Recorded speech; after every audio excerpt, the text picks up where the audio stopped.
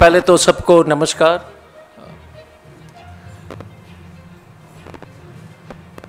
आज का press conference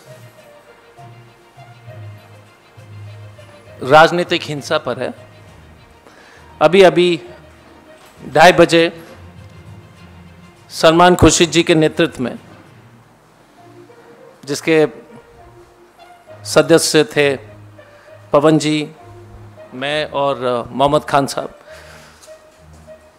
हम लोग ने मुलाकात की चीफ इलेक्शन कमिश्नर और इलेक्शन कमीशन के पदाधिकारी के साथ।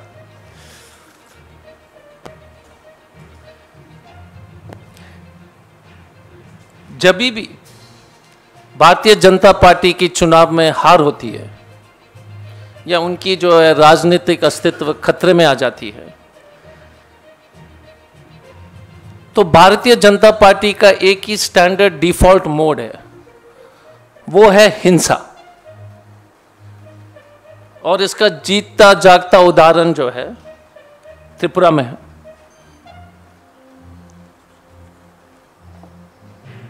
मैं अभी त्रिपुरा से लौट के आया हूं और वहां के जिस तरह से बीजेपी ने सभी दल के साथ जिस तरह से उन्होंने आक्रमण किया, हमला कर रहे हैं, उस पर जो विस्तार से हम आपको बताएंगे और इसके बाद प्रेस रिलीज में भी आपको जो घटना के बारे में विस्तृत रूप से आपको दी जाएगी। एक चीज, बीजेपी जो है अपने को भी नहीं छोड़ते हैं। उनके एक्स डिप्टी चीफ मिनिस्टर थे जो पार्टी छोड़ के गए थे उत्तर प्रदेश में, उनकी भी उन्होंने पिटाई करने की कोशिश की। ये भारतीय जनता पार्टी का डीएनए में है कि मारना है, जो भी राजनीतिक प्रतिद्वंदी है उनके ऊपर हिंसा करना। यदि हम तो ये नहीं चाहते हैं, लेकिन जिस तरह से भारतीय जनता पार्टी के जो अपराधी के ऊपर जो मापदंड है, बुलडोज करना, थाने में जो है बेरहमी से पीटना, घुटने के नीचे गोली लगना, गलती से घुटने के ऊपर भी गोली लग सकती है। अगर वो मापदंड अगर अपराधियों के जो ऊपर अगर वो लोग लगाएंगे, तो त्रिपुरा से लेके पूरे भारत में एबीवीपी और बीजेपी के कार्यकर्ता के ऊपर जो है जो कार्रवाई होनी चाहिए थी, वो नहीं हो रही है। हम ये नहीं कह रहे कि बुलडोजर चलाइए, हम ये नहीं कह रहे हैं कि गोली मारिए, बट भारतीय जनता पार्टी शासित प्रदेश में हम तो न्याय तो मांग रहे हैं कि आप कार्रवाई कीजिए, एफआईआर कीजिए, गिरफ्तारी कीजिए। त्रिपुरा में हमारे कार्यालय पर 3 बार जो इन्होंने हमला किया, 3 बार।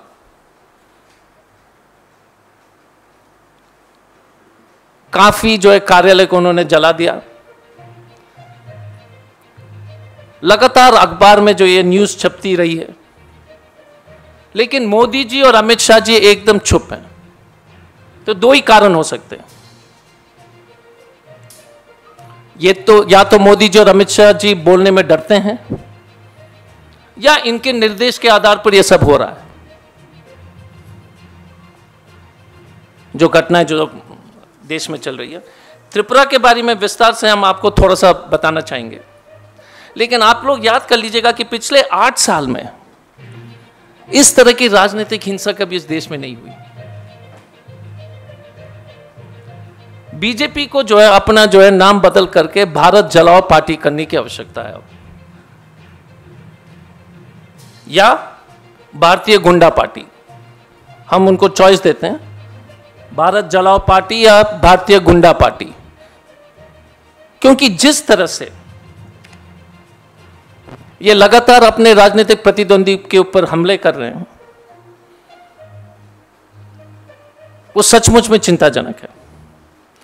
मैं एक विचित्र घटना आपको बताना चाहूंगा। 2 दिन पहले हम एयरपोर्ट में थे और एक आरएसएस के सांसद, आरएसएस से आते हैं, त्रिपुरा से संबंध रखते हैं, एयरपोर्ट के लॉबी में हमको बोलते हैं कि हिंसा आप लोग कर रहे हो। तो मैंने कहा साहब, आप लोग के भी दिमाग की स्थिति जो विचित्र है। हम पिटाते, हमारे कार्यालय में आप 3 बार जो है घटना घटी है, हम ही अपने कार्यालय में पिटा रहे हैं, घायल हम ही हो रहे हैं, लेकिन हम हमला कर रहे हैं। ये तो मार्वल कॉमिक्स के जो है कोई नया एडिशन है, स्पाइडरमैन टाइप्स बीजेपी। हमारे कार्यालय में आते हैं, हम नहीं जा रहे हैं 3 बार, लेकिन हम हमला कर रहे हैं, घायल हम हो रहे हैं। ये आरएसएस वाले ही बोल सकते हैं सब, और किसी की क्षमता में नहीं है इस तरह के जो है कहानी रचने का। मैं आपको जो है एक फोटो दिखाना चाहूंगा, क्योंकि ये फोटो से आप जो है आप समझ सकते हैं। ये हमारा state president mister Birzeit Sinha, ex minister, ex MLA, PCC. कार्यालय में इनका सर फोड़ा दिया जाता है।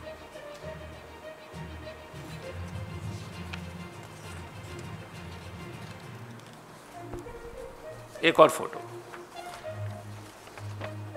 मैं इसलिए दिखा रहा हूं क्योंकि जब तक आप फोटो नहीं देखोगे तब तक आप देख नहीं पाएंगे कि किस तरह से ये लोग हमला करते हैं।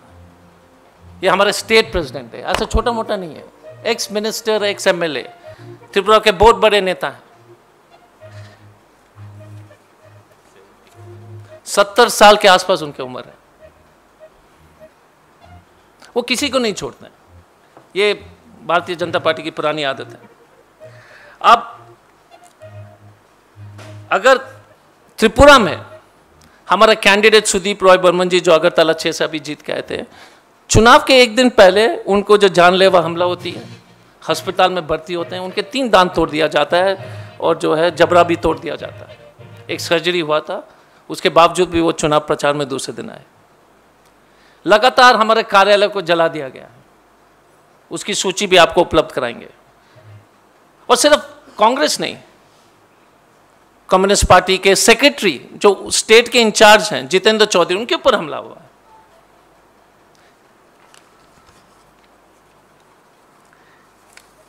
अजीब बात यह है कि मोदी जी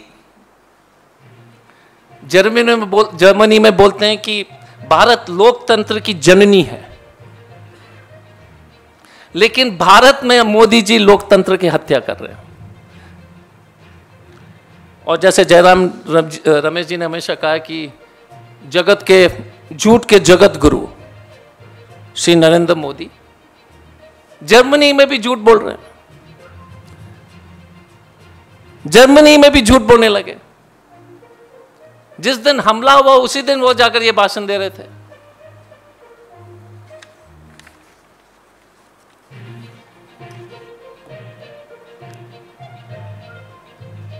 त्रिपुरा में वर्तमान में एक लड़का अस्पताल में भर्ती हुआ है, जिसको जो है छुरा से उसको जो है लंग्स को पंक्चर किया गया है। मोइन नाम का लड़का है। उसके अलावा एक त्रिपुरा पुलिस का एक जवान है, वो गया था सादे वर्दी, सादे ड्रेस में वोट देने के लिए। त्रिपुरा पुलिस के जवान को भी बीजेपी ने नहीं छोड़ा, उसको भी छुरा भोंक दिया। त्रिपुरा पुलिस, वो बोलते रहा कि मैं पुलिस वाला हूं, लेकिन नहीं, क्योंकि एक आपको मालूम है कि एक पुरानी कहावत है ना, सैया बह कोतवाल अब डर काहे का। क्योंकि पुलिस इनके हाथ में है, प्रशासन इनके हाथ में है, तो हर तरह का गुंडागर्दी ये लोग जो है कर सकते हैं। देश भर में मैं आपको याद दिलाना चाहूंगा कुछ घटनाएं। लखीमपुर खीरी को आप याद कर लीजिए, किस तरह से आशीष मिश्रा ने जो है जीप के माध्यम से किसानों को रोन दिया था। वही फोटो जो है टीवी में चल रहा था, को मूंछ मोड़ते हुए चल रहा है जेल में, आपको याद होगा आशीष मिश्रा जी। आशीष मिश्रा जी वही व्यक्ति हैं जिन्होंने किसान के ऊपर जो है अपना थार जीप चला दिया था। जहांगीरपुरी में भारतीय जनता पार्टी के लोग ने सुनिश्चित कर दिया था, उनके बड़े बड़े नेता लोग ने खड़े होकर के जो दंगा कराया। जेएनयू में अखिल भारतीय विद्वांस पार्टी एबीवीपी ने महिलाओं की पिटाई की, आपको याद होगा। एबीवीपी का फुल फॉर्म आपको स्पष्ट रूप से बता देते हैं, अखिल भारतीय विद्वांस पार्टी है। महिलाओं को भी नहीं छोड़ा।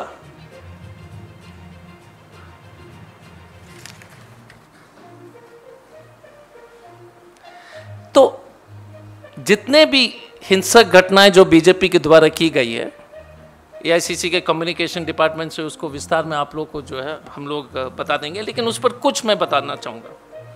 मुंबई में एनसीपी के कुछ कार्यकर्ता ने सिर्फ एक पिटिशन स्मृति ईरानी को देने की कोशिश की, उनकी पिटाई कर दी, उसमें महिला भी शामिल थे।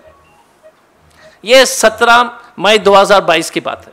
बाल गंधर्व ऑडिटोरियम में एनसीपी के लेडीज महिला विंग के कार्यकर्ताओं को पिटाई कर दी बीजेपी ने, और सिर्फ वो एक दरखास्त देना चाह रहे थे कि गैस के दाम बढ़ गए हैं, सिलेंडर के दाम बढ़ गए, उसी पर पिटाई कर दी।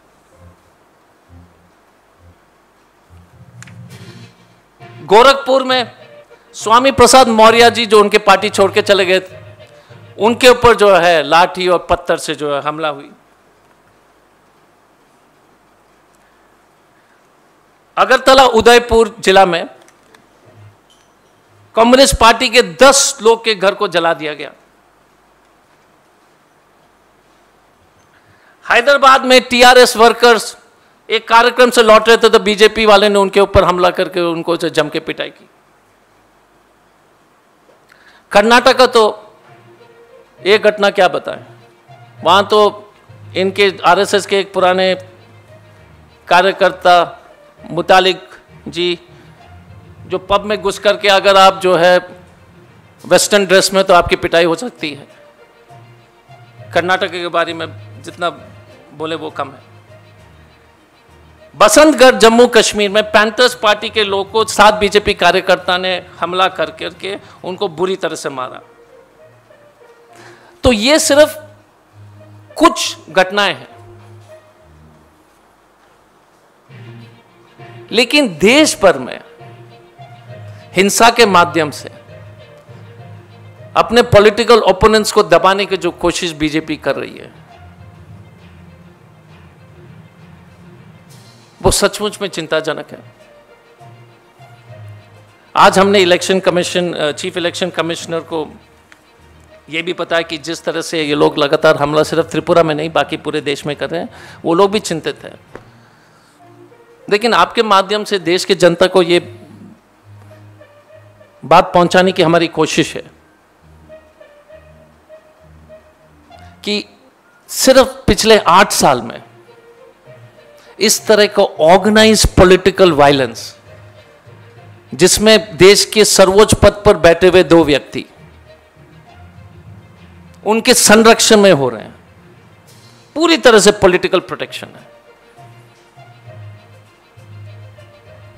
लास्ट में हम बताना चाहेंगे कि न्याय की क्या बात करेंगे। आज इलेक्शन कमिश्नर से बात किए थे तो उन्होंने स्टेट से रिपोर्ट मांगा। स्टेट ने कहा कि हमने इस संदर्भ में 6 लोग को गिरफ्तार कर लिया, तो इलेक्शन कमिश्नर बड़े खुश थे। वो 6 तो हमारे ही लोग थे जो हमारे ऑफिस में बैठे हुए थे, जो पिटाई भी खाए थे। ये है देश की कानून व्यवस्था। एफआईआर दर्ज करने वाले को जो है पुलिस गिरफ्तार कर रही है त्रिपुरा में और देश में।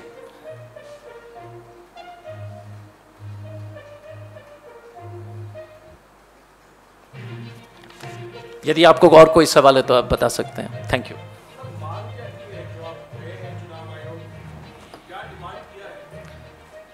हमारी पहली मांग थी कि पूरी तरह से एक इंडिपेंडेंट इंक्वायरी होनी चाहिए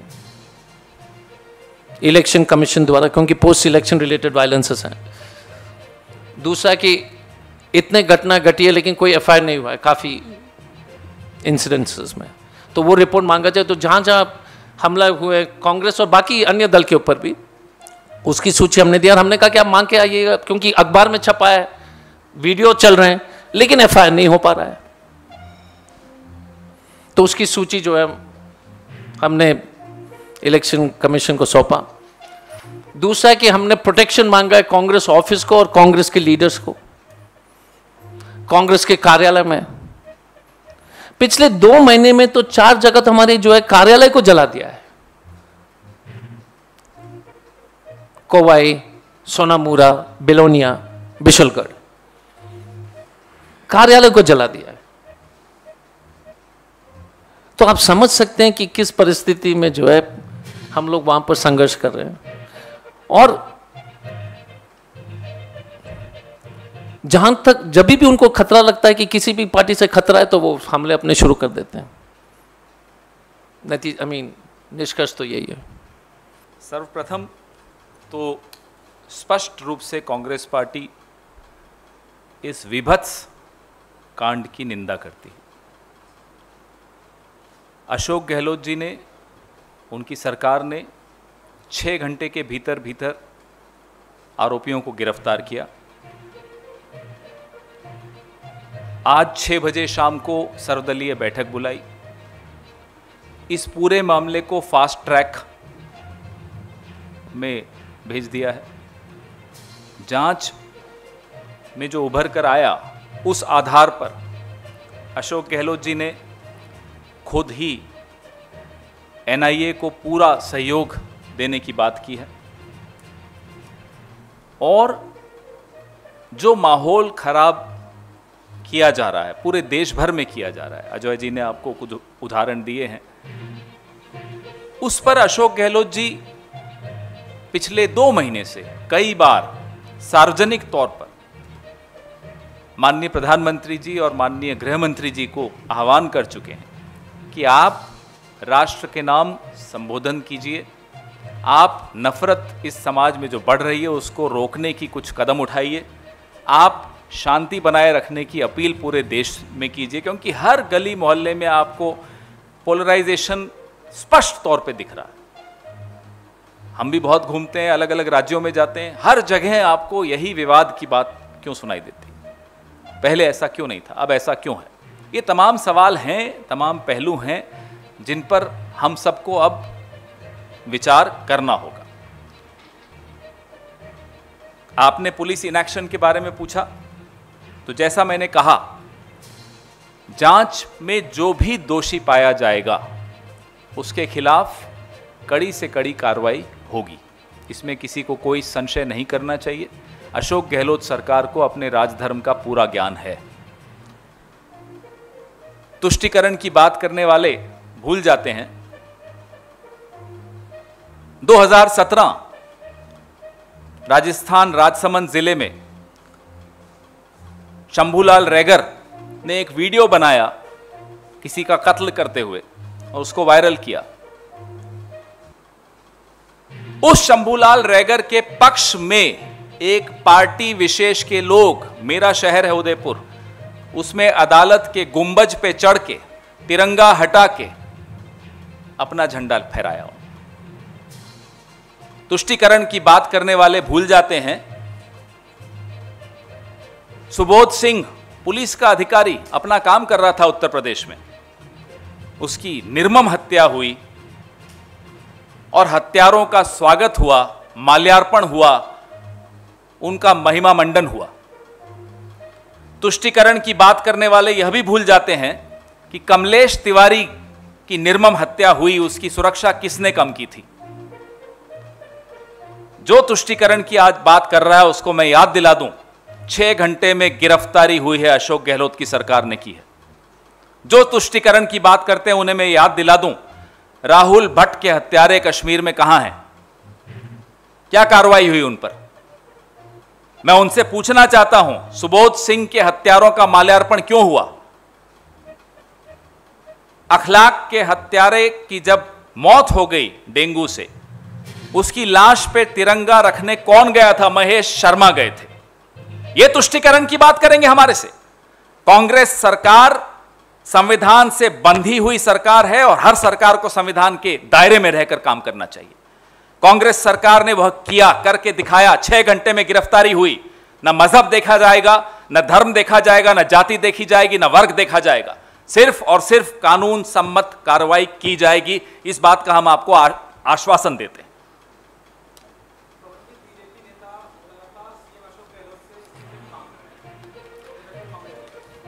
अशोक गहलोत जी लगातार प्रधानमंत्री और गृह मंत्री से आह्वान कर रहे हैं कि आइए नफरत कम कीजिए, साथ मिलकर कम करें। अशोक गहलोत जी ने आज शाम को सर्वदलीय बैठक बुलाई। या आपने सुना कभी प्रधानमंत्री ने इस देश में नफरत करने पर कोई सर्वदलीय बैठक बुलाई हो? पूरे दुनिया भर में जाकर दुनिया भर की बातें करके लौट के आ जाते हैं। इस मामले में चुप्पी क्यों? कश्मीर में इतनी हत्याएं हो रही हैं, कश्मीरी पंडित फिर से निकलकर भाग रहे हैं, इस मामले में चुप्पी क्यों? प्रधानमंत्री को चाहिए कि अब देश की तरफ ध्यान दें।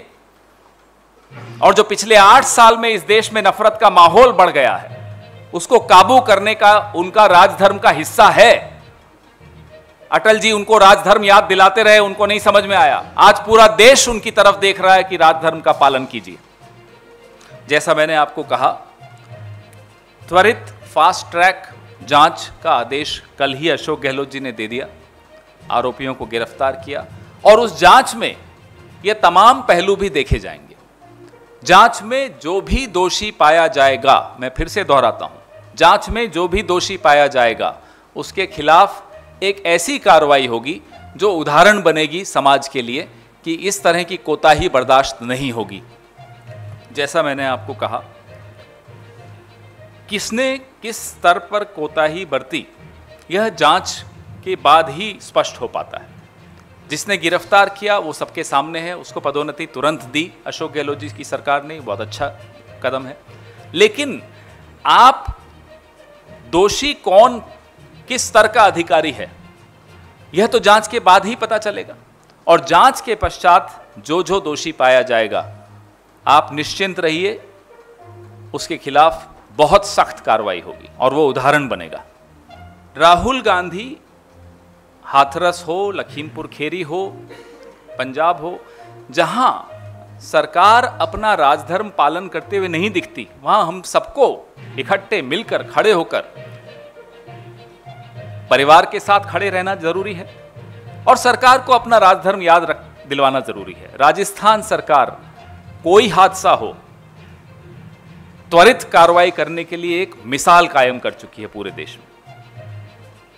पूरी पार्टी, हम सब कन्हैयालाल जी के परिवार के प्रति पूरी संवेदना व्यक्त करते हैं और उनके साथ खड़े हैं। You're saying where the Congress has fallen out of power? No, I think the biggest tragedy for this country is that if political violence ensures political success, then the future of India as a democratic nation itself is under question. We are saying that we are a party of Mahatma Gandhi. We will continue to resist any kind of violence. And you have never seen any kind of violence perpetuated, at least from the Congress side at all. That's our job, and we are very, it's a very strong part of our ideology. And we will fight them in a non-violent manner. There's no debate on that. But the true face of the BJP RSS has always been violent. They believe in violence, and because the two top leaders of their party in this country, which is the Prime Minister and Home Minister, either openly or surreptitiously support such activities, openly or surreptitiously. The Prime Minister has not spoken a word in 8 years on political violence. He is leading this country on a very dangerous path, and that is what we want to warn the people of this country and warn all of us and all of you through you. The Prime Minister will tweet on Nicaragua's National Day and Bosnia's Independence Day, but when such incidences happen, he is phenomenally at loss of words. That's quite remarkable actually. एक Rajasthan police की ओर से एक जानकारी जो मैं आपसे भी साझा कर रहा हूं। कन्हैयालाल ने 15 जून को थाने में रिपोर्ट दी थी। थानाधिकारी ने तत्काल कदम उठाए, दोनों समुदायों के वरिष्ठ जनों को बुलाकर समझाइश की, सुलह कराई।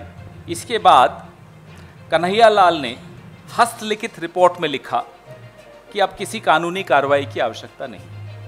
ये राजस्थान पुलिस ने साझा किया है, अभी मैं आपसे भी इसको साझा कर रहा हूं। तो जो अफवाहें फैलाई जा रही हैं, हम सब जानते हैं कौन फैला रहा है। सरकार, राजस्थान सरकार की भी उन तमाम तत्वों पर नज़र है जो अफवाहें फैलाकर माहौल बिगाड़ने की कोशिश कर रहे हैं और हमेशा करते आए हैं।